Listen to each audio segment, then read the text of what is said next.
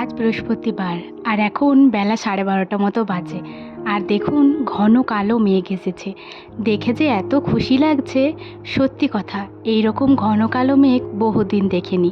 আর মনে হচ্ছে যেন পেঁজা তুলোর মতো ভাসছে। অসম্ভব সুন্দর দেখতে লাগছিল আকাশটা। আর বৃষ্টি হওয়ার পরে আরোই সুন্দর লাগছিল। Hello everyone, good afternoon. কেমন আছেন সবাই? আশা করছি সবাই খুব ভালো আছেন, সুস্থ আছেন, আর আমরাও বেশ ভালো আছি। আমার আজকের আরও একটি নতুন ব্লগে আপনাদের সবাইকেই স্বাগত জানাই।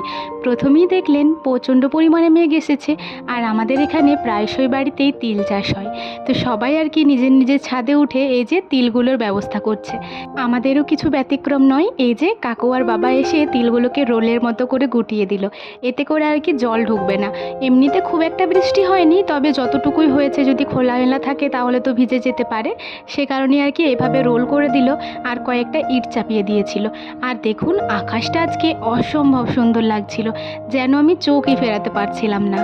আমি মূলত ছাদে এসেছিলাম ভিডিও আপলোড করার জন্য, ততক্ষণকে দেখি এইরকম মেঘ এসেছে। সে কারণে বাবা আর কাকু তড়িঘড়ি ছাদে এলো আর তিলগুলোর ব্যবস্থা করে দিল। ভাবলাম ওই মুহূর্তটা আপনাদের সাথেও শেয়ার করি। তারপর ছাদের থেকে নিচে নামতে নামতেই আমার কাছে একটা কল এলো যে আমার যে স্ট্যান্ডটা রিপ্লেস করতে দিয়েছিলাম ওটা চলে এসেছে।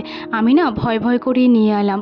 ভাবলাম যে আবার যদি ওটা না থাকে তাহলে খুব বড় অসুবিধা হয়ে যাবে, কিন্তু না, দেখলাম এরপর বেশ ভালোভাবেই এসেছে স্ট্যান্ডটা।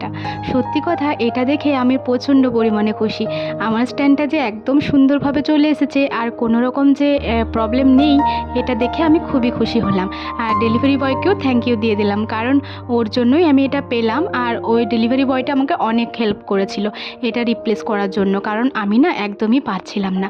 আর তারপর দেখুন দুপুরের খাওয়া দাওয়া সেরে বাসনগুলো সমস্তটাই কলপাড়ে নিয়ে চলে এসেছি। তো আমি আগে মেজে নেব, তারপরে কাকিমা কল টেপে টেপেই ধুয়ে নেবে। যেহেতু কারেন্ট নেই তাই এইরকমই করতে হবে। আর বন্ধুরা জানেন তো, এই ভিডিওটা আমি আমার স্ট্যান্ডে করেই করছি। তো খুব ভালো লাগছে স্ট্যান্ডটা পেয়ে, আমি প্রচণ্ড পরিমাণে খুশি। দেখুন একদিকে আমি বাসনগুলো মেজে নিচ্ছি আর একদিকে কাকিমা কল পাম্প করে করে ধুয়ে নিচ্ছে। কাকিমাকে বলছিলাম যে দাঁড়ান আমি সবগুলো মেজে নিই, তারপরে না হয় আপনি কল পাম্প করে দেবেন আর আমি ধুয়ে দেবো। কিন্তু কাকিমা বলল না না নাও, আমি ধুয়ে নিচ্ছি, তুমি এগুলো মেজে দাও। তো দেখুন তারপরে আমি মাজা ধোয়া করে হাত মুখটা ভালো করে ধুয়ে নিলাম। আর এরপর যাব ঘরেতে একটু শোবো। আর চুলগুলো তো এতক্ষণ খোলাই ছিল, যেহেতু আজকে বৃহস্পতিবার মাথায় স্নান করেছি। অথচ আমি কিন্তু আজকে ঠাকুর পুজো করিনি, কারণ আমার এখন একটু অসুবিধা চলছে। তো সে কারণে মাই পুজোটা করেছে, কিন্তু ঘরের সমস্ত কাজবাজ সারতে সারতে মাথাটা প্রচণ্ড ঘেমে গেছিলো, তাই না চাইতেও এই সময় আমি মাথায় স্নান করলাম। আর তারপর দেখুন চুলগুলো দুই দিকে বেঁধে নিয়েছি, তারপরে আমি আর মিষ্টু শুয়ে পড়েছিলাম। কারেন্ট নেই তাই হাত পাখায় করেই একটু বাতাস করে নিচ্ছি।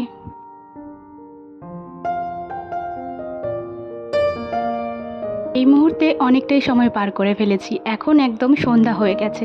ওই বাড়িতে চা মুড়ি খাওয়া দাওয়া করে সমস্তটাই করে এই বাড়িতে এলাম। মিষ্টুকে এবার পড়তে বসাবো। আসলে জানেন তো, ভেবেছিলাম বিকালবেলায় কাজকর্মগুলো আপনাদের সাথে শেয়ার করব।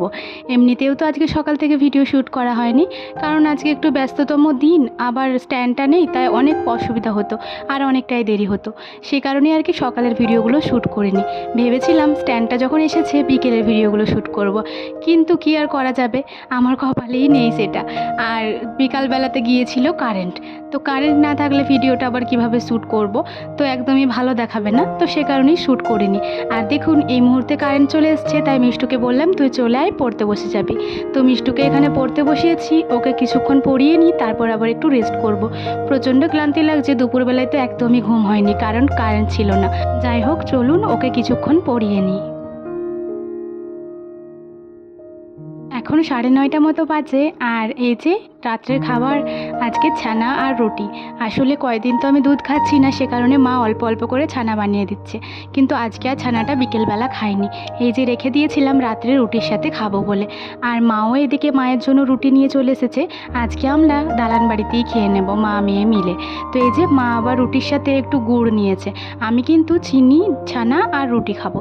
তো এই যে চলুন খাওয়া দাওয়াটা কমপ্লিট করি। আর আমার আজকের ভিডিওটাও এখানে শেষ করে দিচ্ছি। ভিডিওটি কেমন লাগলো অবশ্যই কমেন্ট করে জানাবেন, ভালো লাগলে একটি লাইক করে দেবেন এবং সাবস্ক্রাইব করে আমার ছোট্ট চ্যানেলটির পাশে থাকবেন। সবাই ভালো থাকবেন, সুস্থ থাকবেন। আবারও দেখা হবে কালকে একটি নতুন ব্লগের সাথে। টাটা।